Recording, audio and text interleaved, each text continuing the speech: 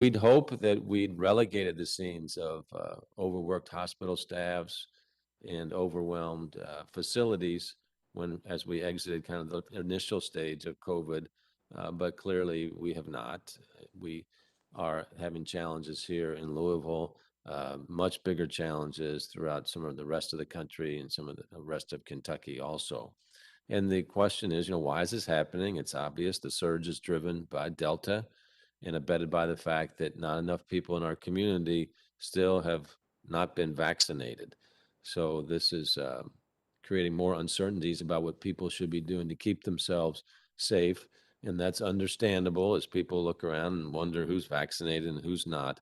And so the first step, of course, is real simple. We know all this by now is to, seek out a vaccine. We've got over 100 locations in our city where vaccines are easy and accessible. And then last week, President Biden announced a six-pronged comprehensive strategy to use every available tool to combat COVID-19. You see that on your screen right now. The plan includes vaccinating the unvaccinated, further protecting the vaccinated, keeping schools safely open, increasing testing and requiring masking, protecting our economic recovery, and improving care for those that have COVID. So simple but hard to do, but we're going to keep at it. We know the vaccines are safe by now. The vaccines work, and they are the way for us to all get our society back to the way that we want it. At Metro, we continue to believe that everybody should be vaccinated against the COVID-19 virus, including all Louisville Metro government employees. And we continue to explore options to stop the further spread of COVID and constantly evaluate guidance coming out of the CDC and the state to make appropriate decisions. Now, as many of us get vaccinated and go about our day, and unfortunately, as some do not get vaccinated and go about their day, we understand that people will have questions about what they should be doing, particularly in the workplace. And in a few moments, we'll hear from some experts on that topic who will clarify the do's and don'ts and answer our questions regarding the workplace. But first off, let's start with Dr. Moyer, our Chief Health Strategist, about the status of COVID in Louisville. Dr. Moyer, the dashboard is yours. Thanks, Mayor. So yeah, Chris, go ahead and pull up the dashboard. We are still in the red, double red. Delta variant is still widespread, but it's encouraging to see that for the second week in a row, our case numbers have gone down a little bit. We added 2,933 cases last week. Downward is a good trend, but at 54.6 cases per 100,000 people, we do know that COVID is still way too prevalent in our community.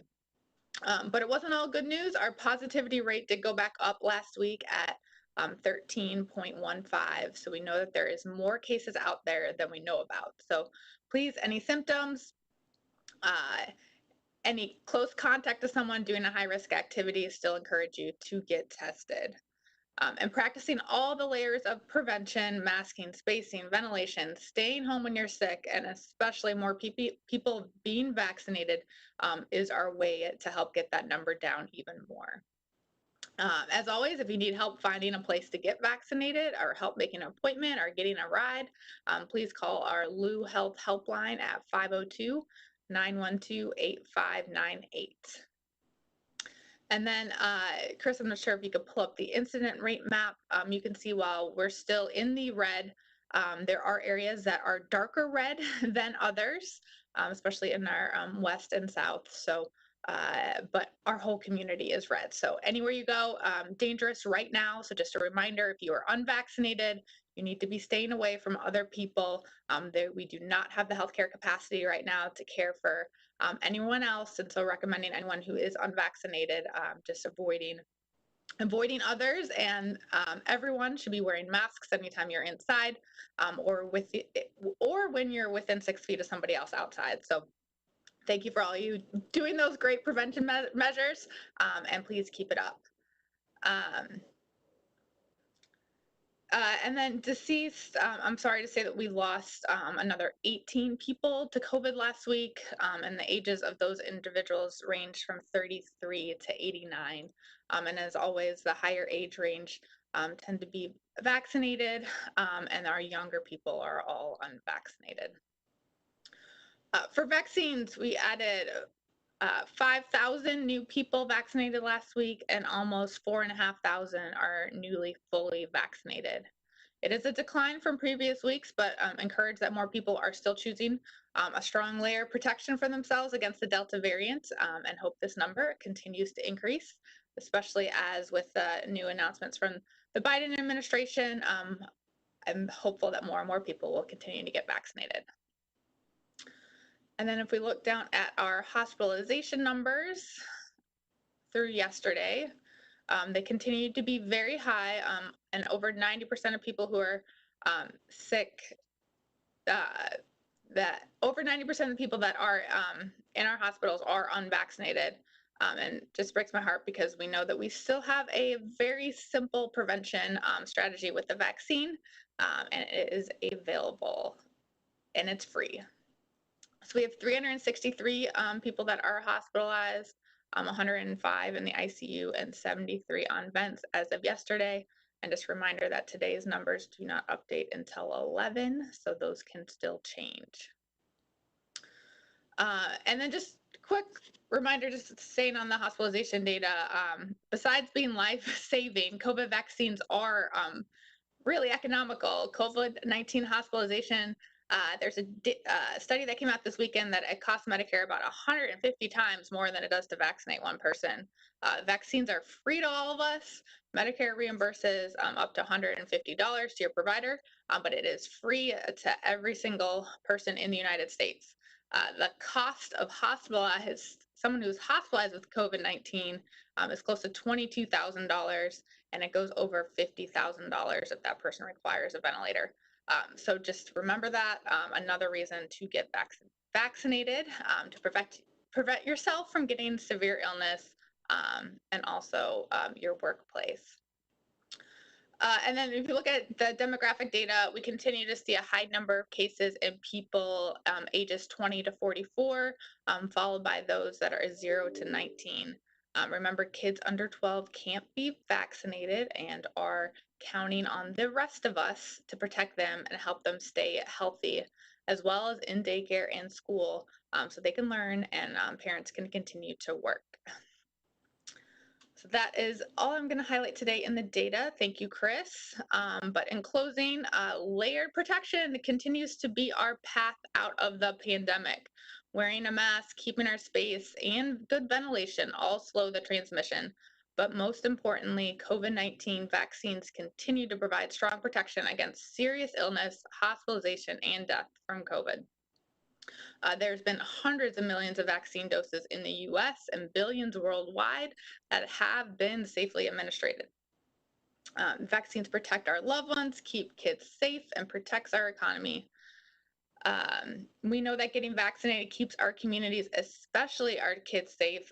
The rate of hospitalization for children was nearly 4 times higher in states with the lowest vaccination rate compared to states with the highest vaccination rate. And finally, one final ask for me today, please schedule your flu vaccine as soon as possible as well. If you haven't had your COVID shot yet, you can get them both on the same day. Flu and COVID are diseases that are hard on our respiratory systems, and our hospitals are already experiencing great stress and strain to the high number of people hospitalized due to COVID. So let's all do our best to stay out of the hospital, and urgent care centers do the flu. Just like we can implement many layers to prevent COVID, those same layers can prevent us from getting the flu. So layer up and schedule that appointment to get your flu shot today. And that is it. Gonna send it back to you, Mayor. All right, Dr. Moore, is it ever too early to get the flu shot? No, especially not this year. So not a huge increase in flu cases yet, but we just don't know what's going to happen. Like we saw RSV hit in the summer, which is really rare. It's always just better to have that flu vaccine in you now. So encouraging everyone to sign up before October, trying to get everyone vaccinated by October. Got it. Okay, thank you. Okay, a couple of people have been asking about enforcement on COVID in facilities these days, so we wanted to bring in one of our hardworking members of our public health team, Nick Hart. He's administrator of our environmental health division. Nick, thanks for joining us today. Thank you, Mayor. I tell you, it's really nice hearing Dr. Moyer remind us about flu shot vaccines. That's kind of where I first met Dr. Moyer on the television telling us to get our flu vaccines. And it's nice hearing her talk about that instead of COVID every once in a while, and a good reminder. Made me We got laugh hearing her say that. That's good. Yeah, we got to handle it all these days. Well, hopefully everybody will get their flu shot as well. So, why don't you tell us how your life has changed here over the past couple months? I know early in the pandemic, you and your team were really swamped. Are you still getting complaints from facilities, and just generally give us an overview? Oh yeah, sure. I will say that it's a surprise we are still getting complaints, even though our role has changed substantially over the last year, especially this summer. So in the early summer, Kentucky lifted all of the workplace COVID-19 specific requirements, and they converted those formal rules into best practice recommendations. And so only those requirements to meet kind of our normal basic OSHA safety and health requirements then were imposed. So the state still has lots of guidance out there, best practices for businesses, but that converted our role within the Division of Environmental Health slightly, really taking us back to our role as educators and as coaches, just as we do in our everyday role as environmental health professionals. So in that educator cultural coach role, um, we still focus on that same bottom line that we always have throughout the entire pandemic, which has always been our primary goal, which is protecting employees, protecting customers, and maintaining continuity of operations for businesses. We are also still fulfilling one of our division specialties, which is performing field investigations. So we're continuing to assist investigating outbreaks and clusters of cases. We work closely in collaboration with our LMPHW communicable disease team. We actually go out to visit locations and businesses where multiple cases are occurring.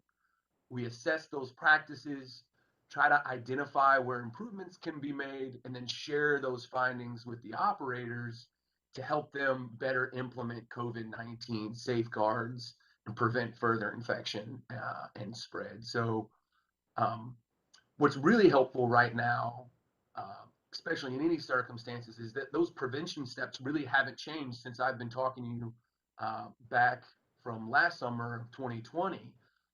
Obviously, right now we have a new prevention strategy, getting vaccinated. That's always at the top of our list. But when we look at operating other businesses, hosting an event, we still have those big five primary steps. Dr. Moyer already talked to us about wearing face coverings, especially if you're indoors, but in any scenario where you can't control the distance that other people are going to have with you. And distancing, it's something that I think is incredibly simple, that I've been talking about for the entire pandemic. Just maintain that respectful distance with people who are from outside of your household. It's super easy. It's one of our best protections.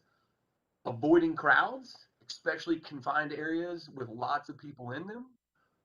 Number four, stay home if you have symptoms that are similar to COVID-19 and get tested to make sure before you go back out in public. And then a big one for businesses that I've seen kind of fall away is still performing that health screening. Just having that simple question at the beginning of the day. How are you feeling? Are you having any symptoms? And if so, please stay home. So you asked about complaints. We still are getting quite a few, and I can generally categorize most of our complaints into two categories, at least the ones that we get that we're able to address on a more regular basis. And that's number one, it is generally from employees saying that an employer is requiring them to come back to work, even though that they are positive and they have not completed their isolation period, or it's another employee that complaining about an employer allowing positive cases to come into work and potentially exposing them in the workplace. And surprisingly, we still do get complaints from parents concerning schools not taking precautions like face covering and distancing, or doing the same thing, following those appropriate isolation and quarantine protocols. Which is, it's fun that we see that in across the realm, is that people still are concerned that they are either being required to come back out in public before it's safe, or that they're going into locations and entities that are also allowing positive cases there. Okay. And Nick, if anybody wants to contact you, how do they do that? Absolutely, yep. So we are more than happy to consult with any businesses. We have two kind of approaches that we can take. We are obviously reachable at our normal line for environmental health. If you are a business, an event, and you want some to speak with one of our environmentalists, please feel free to reach out to us through our main phone number. We also have a business team with our partners at Lacuna, and they can be reached through our Lou Health hotline. It's the same number Dr. Moyer spoke about earlier, 502-912-8598. So you can either speak to us at Environmental Health, or you can speak with our business team with our Lacuna partners. All right. Thank you, Nick. He'll be on later for questions, if any. Now I'd like to welcome Robin Smith of the Law Office of Robin Smith, an attorney who specializes in employment law. Robin, thank you for joining us here today. You must be busy given all of President Biden's announcements last week that for the Labor Cabinet to require all businesses with over 100 employees to ensure all their employees are either vaccinated or tested weekly. So kind of give us a time frame of when you see this going down, the critical steps to making that happen, and then what do employers and employees need to be thinking about? I think there's a worry that it's going to be very ferociously enforced very quickly. But remember, one of the goals that was on one of your first slides was making sure that the economy is protected. So we do have an expectation that the needs of the economy and what's reasonable for businesses will be balanced against the public need. So what the Biden administration is going to roll out and how swiftly you can expect strict compliance. I don't think that it's going to be as bad as most businesses think, but I do think that businesses that are wise, especially those with 100 or more employees, will get out ahead of it and be talking to employees about what's to come, and that will involve testing for unvaccinated employees once a week, and also for all vaccinated employees. There will be some documentation that's going to have to be collected and compiled. And I noticed that someone asked a question about JCPS being one of those employers. And yes, they haven't limited it to private companies or segmented it in any way that exempts public employees. So we should expect that anybody with 100 more employees is going to be subject to these requirements. And as Mr. Hart was talking about earlier, over the summer, Kentucky brought its OSHA requirements in line with the federal standards. So right now, either the federal agency or the state agency can be expected to receive complaints and to do those inspections and to enforce those rules. Okay. And so if a business objects to this, do they have any standing? What can they do? Businesses object to safety and health regulations all the time, but really it's part of the cost of doing business is that you're subject to these regulations. There's a general rule contained in the OSHA scheme that you have to supply your employees with safe workplaces. And as long as you have employees, you have that duty, and that's part of what you accept in exchange for employing Kentuckians as your workers. Okay. And then what does enforcement look like in this case when I guess OSHA would be involved, and a lot of people don't know what OSHA is and how they go about doing their business. So you might give us a little brief tutorial on that first. At last count, or last time I checked, there are 800 inspectors and 100,000 workplaces. So they've got their work cut out for them, and especially with COVID presenting this sort of serious hazard, that implicates the general duty clause for absolutely every employer. We should expect that businesses will be inspected for COVID compliance. They have the ability to fine, they have the ability in egregious cases to shut down. How strong they're going to come out of the gate is really a matter of executives' wisdom and decision-making discretion. But I do think, again, that the economy's needs will be balanced so that it won't be too difficult for businesses to comply. There's also the ability of both the federal and the state agency to receive complaints by employees if they feel that their workplace is not safe, and especially because of COVID. They will probably be bombarded with a bunch of complaints, but that's part of what they do is they intake those complaints, they investigate them, and they take corrective measures. It's important to note that under Kentucky and federal law, complaining about your workplace is protected activity and they're prohibited from retaliating against you. So as long as you complain in good faith, and good faith means it's not a made up or disingenuous complaint. As long as you're complaining in good faith about something that you believe to implicate the workplace safety, then both the federal and the state agencies are supposed to take action. Yeah. So it's like many things in life. I guess some employees will complain that they have to get the vaccine, and then other employees will complain that not everybody's vaccinated. So, right. And then the employer has the duty to provide a safe workplace. Yes. So what are you seeing just generally with your clients? What kind of questions are coming in right now? A lot of people are asking me, can they really mandate vaccination? Can a private employer really mandate vaccination? And Kentucky's an at-will employment state. Unless Congress or Kentucky's General Assembly passes legislation that prohibits this sort of mandate, then the answer is currently, and the prevailing attitude is yes. Yes, they absolutely can make sure that you're vaccinated, but that's subject, of course, to the provision of exceptions for things like accommodating a disability. So one thing that people should know if they think that they have a disability that implicates the receipt of a vaccination, what they should do is they should have very involved conversations with their doctors and see whether their doctors are willing to relate the risks of vaccination to the disability that they have and then document it very well. Okay, very good. Thank you. All right, if you'd hang around for a few questions, we'd appreciate that. And Kathy Turner, I'll throw it back to you.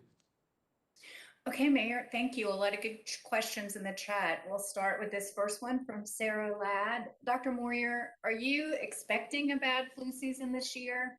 Last year, it was almost non-existent. Is there any indication this year might be similar, or with the lack of some mandates and closures, could it be worse than normal? Great question. So last year, we were all wearing masks, we were staying home, schools weren't open. So in a much different situation, we had one of the best flu years, I think, ever on record. We are expecting this year to be much worse because we are back together again. And just like how RSV season this summer was worse than previous years, we are expecting a bad flu season, at least according to some predictions. So just more and more reason why we're just encouraging everyone to get vaccinated for both COVID and flu because they affect similar systems in our body. And so you do not want to have both at the same time as well. Okay, thank you. This question is from Amber Smith. Dr. Moyer, can you explain your thoughts on the possibility that JCPS may require regular COVID testing for unvaccinated staff? So we know that people that are unvaccinated are more likely to transmit virus and get others sick. And so one of our best tools besides masking and spacing is just knowing who is positive, especially since we know that people can transmit virus before they even know that they are sick. And so regular testing is one way to do that. And so I guess excited about the possibility that JCPS is going to implement that. Okay, thank you. This is it seems like more of a comment from Felicia at Wave 3. Although vaccine and testing sites are available, sometimes the staff is not Some people have been scheduled for vaccines, but were turned away because there was not a pharmacist available to give the vaccine.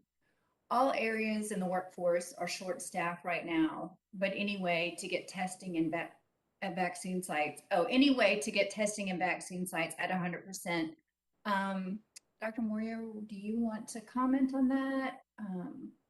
Sure. I mean, it's our same staff that were staffing our testing sites and our vaccine sites over the summer and last fall are now in the hospital taking care of patients. So there is not an unlimited supply of nursing and healthcare staff. And so, yeah, if the place that you were scheduled to go at, there are over 100 sites, just encourage you to look at vaccines.gov or a website and find another one to get tested or your vaccine. There's lots of places available. So, and just know that our healthcare system is prioritizing our staff to take care of patients. Yeah, thank you. And thank you. Chris is pulling up our vaccine page. There are many mobile pop-up missions scheduled, many you can see there. And those are available to the general public.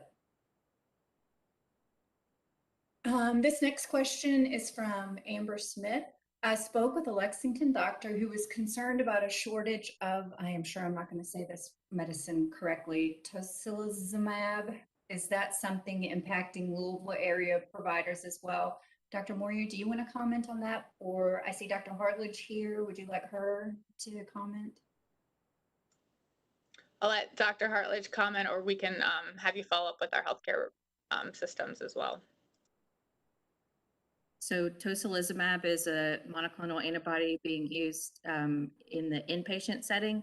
So the hospitals would have to comment specifically, but I'm not aware of any shortage locally that's preventing treatment of patients who are in need. Okay, thank you. And Dr. Hartledge, I would ask you to comment on this question from Jose Donis. In Latin America, the new variant Mu has already been declared a variant of interest for its rapid spread. Has that variant been detected in Louisville or Kentucky, and what do you know about it? So Mu is the next variant that we're looking at and being concerned about. There are quite a few cases on the West Coast in California and other states. Florida has some as well.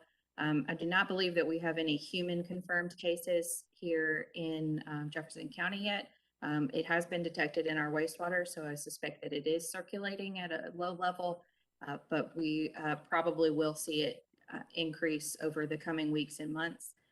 The concern with the Mu variant is that it has one novel mutation compared to the other variants that we've looked at before, and there is a possibility, some early evidence that suggests that that mutation may make it resistant to the vaccine, where the vaccine would not be as effective. There's a lot of research going on about that right now. The vaccines that are used in Latin America are generally comparable to the ones being used in Asia, as opposed to the ones being used in the United States and in Europe. So it's a little bit of an apples and oranges comparison, and more research needs to be done before we make a firm statement about it. The World Health Organization has named it a variant of concern, but the CDC has not escalated it to that level yet. So something we're keeping an eye on, but not a major issue locally yet. Thank you, Dr. Hartledge. This next question is from Sarah Ladd. Dr. Moyer, would you break down the effectiveness of at-home COVID tests versus rapid tests versus the tests that take a few days? Is there a best testing option? And also, how's the testing supply looking? I will start and then turn it over to Dr. Hartledge to add anything else. So the best testing option is depending on your situation. And so I know if you think you have COVID, the most important thing to do is be staying home and letting all your contacts know to also stay home so we're not spreading COVID. So in that sense, the at-home tests are really great because they let you know if you're contagious and you get an answer really fast. And so hopefully aren't out about spreading the test. The rapid or the in-hospital systems, rapid and tests that get sent out tend to be the PCR test, which is a little bit more sensitive, which means it picks up more cases and is more accurate in a term. And so that's what you see a lot of the healthcare systems and hospital systems. And so if you need a test to go back to work, or if you need a test to get you out of quarantine, like those are the ones you need to be doing. So the best option really just depends on the situation that you're in. And I will let Dr. Hartledge add anything else. I think that's exactly right. Many of the rapid or at-home tests are today very accurate. When they first came out, we had some concerns about that, but they're very accurate and can guide your actions and decisions. But many workplaces and schools will require a PCR test for proof. Okay, thank you both. Mayor Fischer, this next question is for you, and it comes from Darcy Costello. Is the risk that unvaccinated staff and understaffed agencies like corrections, police, public works would consider leaving the primary reason you haven't yet moved toward a vaccine mandate for city workers? What other factors are you considering?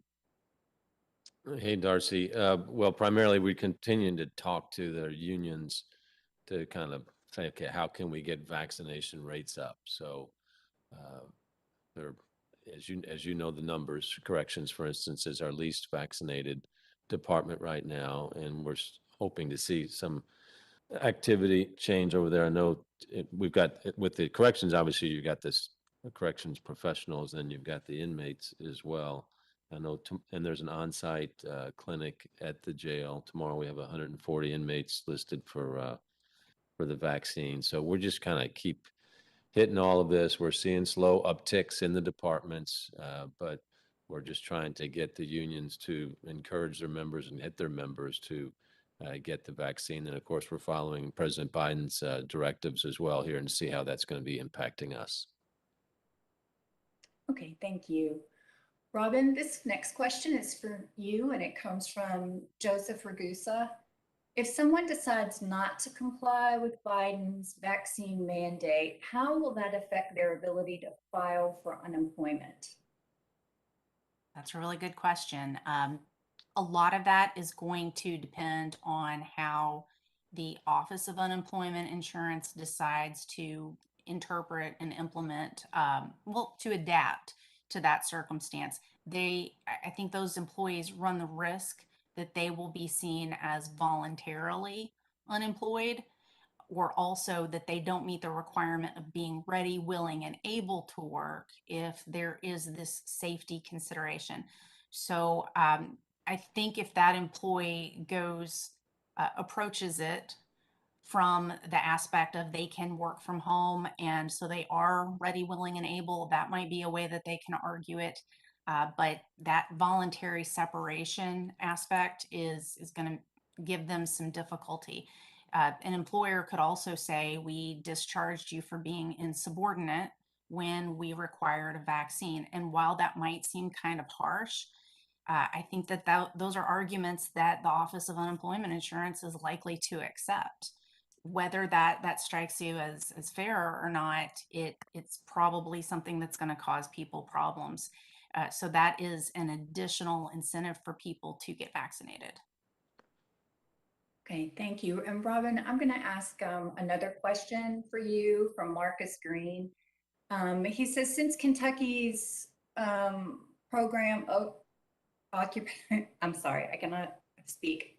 Occupational Safe and Healthy program is run by the Kentucky Labor Cabinet and not OSHA.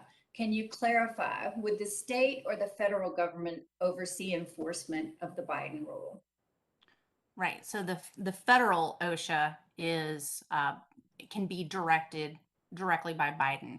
Whether the state agency chooses to fall in line to those same sorts of interpretations of things like general duty clauses, that's going to depend on how they're directed by the executive of the state. So if Governor Beshear is to direct the Labor Cabinet Secretary and from there everyone in the Labor Cabinet to enforce these same sorts of standards to the extent that the state standards are in line with the federal.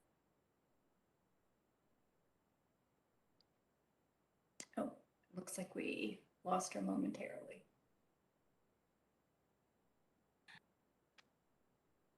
Okay, are you back, Robin? Yes. Okay, we lost you just momentarily. Oh, I'm not sure where.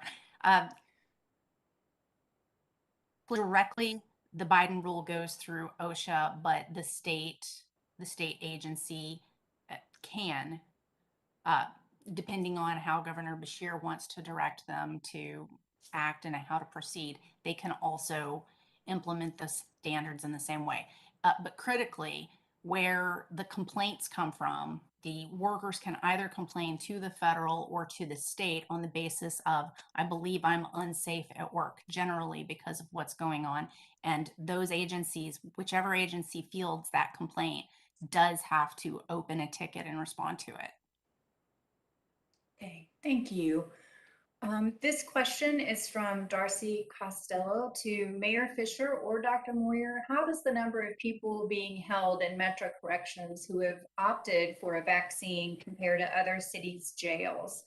How concerned are you about the risk they're currently facing, particularly given the number of corrections officers or inmates who have already fallen ill? Mayor Fischer, do you want to answer? I'll start, and then Dr. Moyer can help me. I know we're cohorting people that have the vaccine at the jail, so they're segregating those with the virus and without the virus. As I mentioned, there's a clinic on standby every day. The number or the percentage of inmates that have been vaccinated is swung pretty wildly depending on the population that's there. So as it relates to the correction staff, I mean, the big issue for them obviously is that they should get vaccinated. I mean, that's the best way to protect themselves.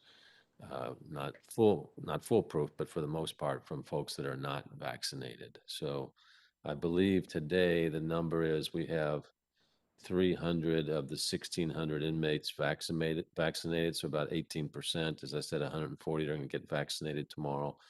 And I just want to remind people too that the jail does not control the number of people that are in the jail, right? I mean, it's a function of people that are arrested and or the state not taking their prisoners out of the jail on a timely basis. So, Dr. Moore, you want to add anything to that? One thing to add from public health standpoint, corrections is probably one of the has all the risk factors for large amounts of spread, like crowded conditions, high percentage of people that are unvaccinated. And so definitely just worried that when it does get in there, whether it's from staff or a new inmate, it does spread quickly. And so just it's an at-risk place from a public health perspective. Okay, thank you. This question came in our Facebook live stream. And Dr. Hartledge, if you don't mind, I'm going to ask you to answer this. If you've already had COVID, why get the vaccine? So we do know that people who have a COVID infection have some natural immunity. You make antibodies to the virus. What we don't know, there's some variation from person to person in how effective that protection is and how long it will last. So you get a more reliable, measurable response from a vaccine. And so far, all the variants that have come through have been susceptible to the vaccine. So if you have if you are infected with one particular strain, you should have natural immunity to that strain, but you may not have immunity to the next variant that comes down the pipe. So we're still looking at the Mu variant to make sure that it is in that category that it is protected against by the vaccine, but every other variant that we've seen has been. So the vaccine is a more comprehensive coverage for antibody protection than the natural infection alone. Okay, thank you. This next question is for Nick. Nick, what has been or would be the action taken if you find that a business is allowing COVID positive employees to come to work and or come back to work before proper isolation? Yeah, so in the past, when we did have mandatory requirements issued by the governor, we would reach out to that business, identify the individuals, and then ask them to ensure that they were kept from the workplace until they fully recovered from COVID-19. Now that we don't have that specific requirement, we do a lot of coaching and education. And if we have a specific individual, we can reach out to the business and talk to them about that individual and about the fact that they should continue to require people to stay out to maintain that business continuity.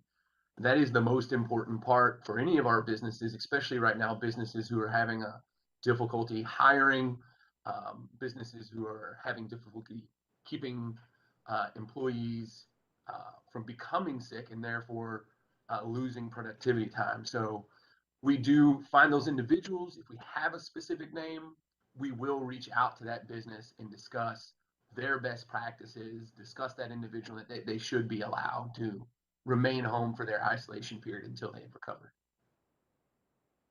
Okay, thank you. And that question was from Marvis Herring with WLKY. Kathy, I Dr. think it'd be great for Robin to answer as well too, because I think like we can advise on the like patient perspective, like all the regulatory pieces are now with OSHA. Okay. Robin, did you want to add anything? Comment on that? And specifically, what aspect of it are you interested in? Can you hear me? Yeah, Dr. Moyer, what specifically did you want? Oh, Robin just to- seeing if is that something that another employee could like kind of report to Kentucky OSHA if their workplace was allowing other positive patients to come into work?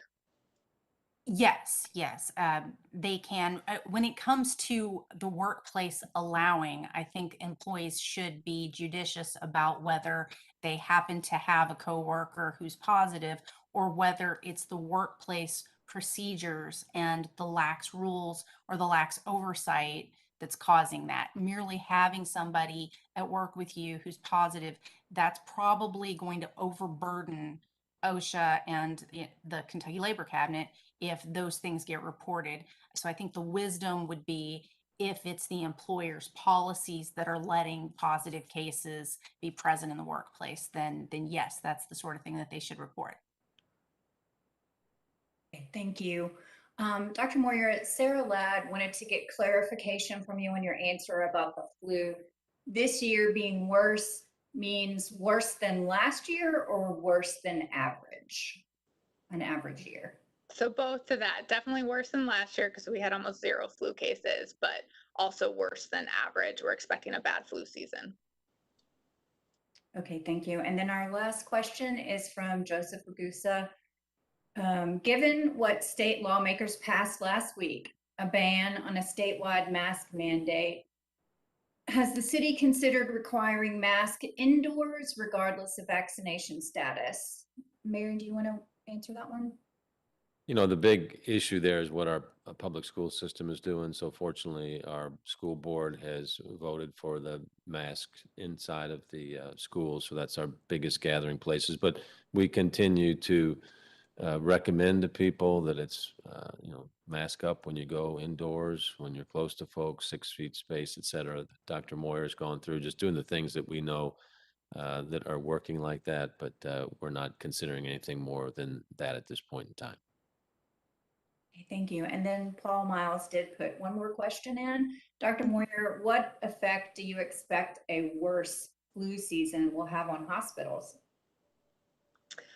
Well, I don't want to think about that right now. I'm hopeful that with the Delta variant and people wearing masks and getting vaccinated more now, and those that aren't are staying home, that this trend down will continue, and so we'll just have a flu outbreak and not flu and COVID.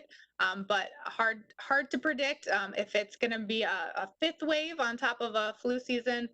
It's going to be a really tough year for our healthcare providers. Okay, that was the last question in the chat, Mayor. All right. Well, I'm with Dr. Moyer on that. We don't want to think about that prospect. We are obviously, but the best way to avoid that, everybody, please get vaccinated. The number of people that are unvaccinated is shrinking every day. We're getting about 1,000 new people vaccinated a day. So we're grateful for that. And then just mask up and we'll get through this. So we appreciate it and we'll look forward to seeing everybody next week.